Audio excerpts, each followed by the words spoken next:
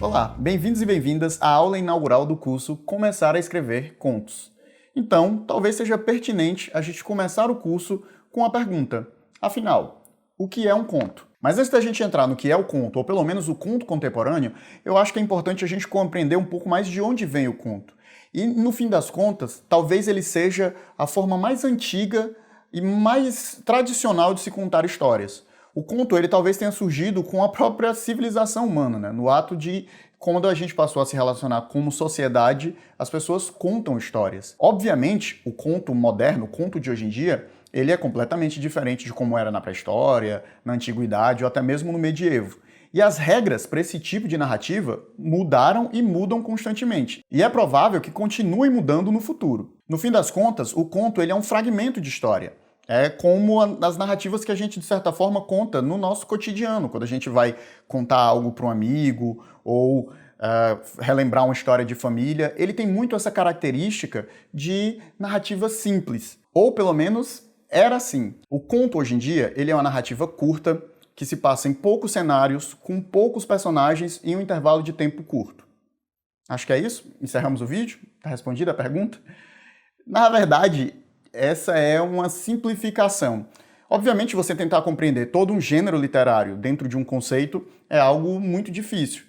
Mas talvez esse conceito seja o que mais se aproxime do que se tornou a definição literária do que é o conto. Se você for um leitor de contos, se você for um ávido leitor de contos, provavelmente deve ter lido algum deles que quebra alguma dessas regras que eu mencionei agora. E é justamente porque um conceito que circunscreve algo complexo não vai dar conta dele como um todo. Em resumo, o conto é uma narrativa concisa, tanto na forma quanto no estilo. Isso quer dizer que não só as histórias vão ser curtas, com poucos personagens, em poucos ambientes, em tempo curto, mas também o próprio estilo do escritor tem que se adequar ao gênero. Uma das coisas que é muito forte é a questão da escolha das palavras. Os contistas, eles tendem a ter um esmero muito maior no que diz respeito a enxugar o texto, a tirar os excessos de texto, a diminuir as frases, a diminuir os parágrafos. Por isso, para um bom conto ser escrito, precisa haver esse casamento entre forma e estilos concisos. Vale destacar que a concisão talvez seja uma pedida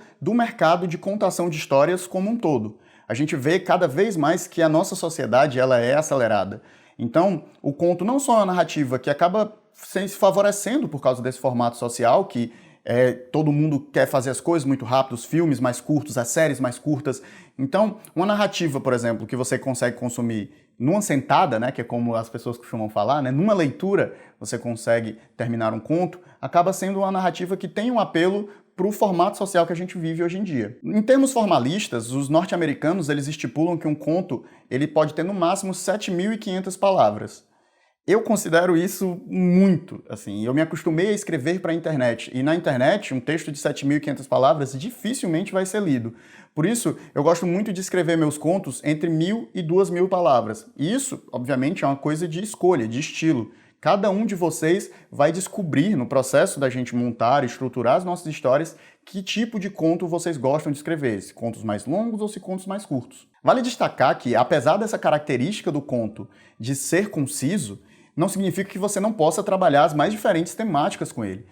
Existem contistas famosos dentro do horror, dentro da ficção científica, dentro de gêneros mais realistas, fazendo ensaios de personagens. Então, o conto, por mais que ele seja curto, isso não significa que limite você no que diz respeito a explorar os gêneros e subgêneros da literatura dentro dele. Para que a gente mergulhe um pouquinho dentro da teoria do conto, eu acho importante a gente falar sobre a primeira teoria do conto, que é do Edgar Allan Poe. E ela é basicamente conhecida dentro do mundo da escrita criativa como unidade de efeito.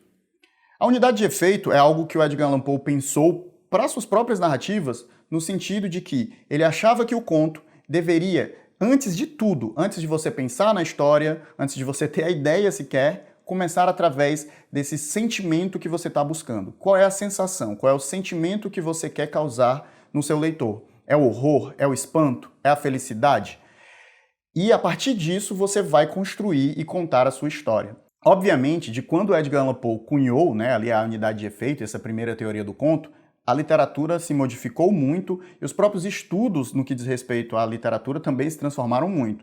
Mas a unidade de efeito ela ainda é importante. É importante compreender, por exemplo, hoje em dia, que você está lidando com subjetividade quando você está fazendo arte. Então você não vai atingir as pessoas da mesma forma. E essa é uma compreensão que o escritor precisa ter. Algumas pessoas vão se emocionar e vão gostar de um determinado tipo de história, outras não. Isso faz parte da pluralidade da natureza humana. Mas uma das coisas que eu gosto da unidade de efeito não é necessariamente do impacto que você vai causar no leitor no final, e sim da sua intenção como criador, da sua intenção como contador de histórias, e como você se apropria e você cria ali uma intenção. Isso faz com que você se organize e pense a história que você está querendo contar de uma maneira muito melhor. E que você escolha os argumentos, a construção dos personagens e que características trabalhar de uma maneira muito mais adequada. Por quê? Porque você tem uma intenção da onde você quer chegar. Então, aqui você se apropria de uma coisa que, de certa forma, era muito mais idealizada dentro da mente do Poe e transforma numa ferramenta de escrita. Compreender a unidade de efeito talvez seja um dos critérios básicos para você começar a escrever contos e aprimorar sua técnica no ato da construção desse tipo de narrativa. Obviamente, esse é um conceito do século XIX e durante o século XX vários outros foram apresentados. Ainda assim, isso não significa que ele tenha caído em desuso e que ele não seja uma ferramenta ainda super interessante para contistas, especialmente se você vai escrever campos dentro da ficção fantástica, como o Poe escrevia. Ferramentas para poder despertar o medo e a atenção são fundamentais, e a unidade de efeito, no fim das contas, ela é o coração primordial disso. No século XIX e no século XX, a literatura do conto ela foi muito explorada, muito escrita. Nomes como Anton Chekhov, Júlio Cortázar, Jorge Luiz Borges. Aqui no Brasil, Machado de Assis, Rubem Fonseca, Clarice Lispector, Lígia Fagundes Telles. Dentro do campo da ficção científica, da fantasia, né, e do horror, a gente tem o próprio Lovecraft, o Edgar Allan Poe, que eu citei, a gente tem Isaac Asimov, que criou a base da inteligência artificial. Então, na realidade, foi um gênero muito explorado e muito bem produzido. E eu quero que vocês leiam bastante, leiam muitos contos. Eu vou deixar aqui na descrição algumas obras que são tanto coletâneas quanto destacar alguns autores que vocês podem e devem utilizar no processo de conhecer esse gênero. Se você quer escrever dentro de um gênero literário, é muito importante que você conheça quem foi que produziu ele. Mas não se atenha só a ler essas obras clássicas e consagradas. Leia contistas contemporâneos, busque sites, né? E dentro do ambiente virtual, ambiente online, existem muitos blogs e muitos espaços onde contistas publicam. Um deles, por exemplo, é o Escambau, o site do qual eu sou editor. Tem vários contos e vários contistas que publicam lá e são amadores. Mas não se preocupe que tudo isso vai estar aqui linkado na descrição para que vocês possam conhecer. E, na verdade, isso é uma prerrogativa. Você vai ter que ler bastante conto. Eu espero que vocês tenham gostado da aula. A próxima vai ser um exercício de ideia, né, para você construir uma ideia e poder trabalhar com ela. Então eu vejo vocês na próxima aula. Até a próxima e tchau!